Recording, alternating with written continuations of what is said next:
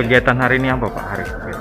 Kita mensinkronisasikan antara perencanaan pembangunan yang dilakukan oleh pemerintah provinsi, dalam hal ini pembangunan perkantoran pemerintah provinsi, dengan rencana pembangunan perkantoran Kota Palembang. Karena mudah-mudahan kebetulan provinsi sudah jalan duluan, sudah dengan master plan-nya. Nah, biar terjadi sinkronisasi, kita ingin menyatukan antara konsep yang dilakukan oleh provinsi dengan Kota Palembang.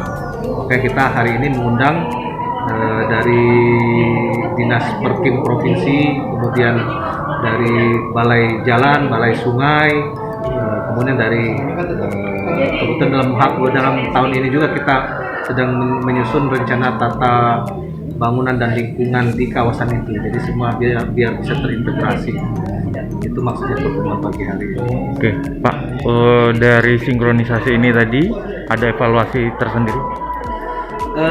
Yang jelas kita ingin nanti, karena kan kadang-kadang karena bangun sendiri-sendiri masing-masing ini tidak ada misalnya infrastruktur yang harus digunakan bersama. Jadi dengan sinkronisasi ini kan tentunya akan terjadi efisiensi dalam hal penggunaan anggaran dalam hal pembangunan infrastruktur, dan juga penyamaan persepsi, sehingga nantinya akan lebih optimal, karena kita tahu apa yang sedang dilakukan oleh provinsi, apa yang kita bisa sesuaikan dengan pemerintah kota.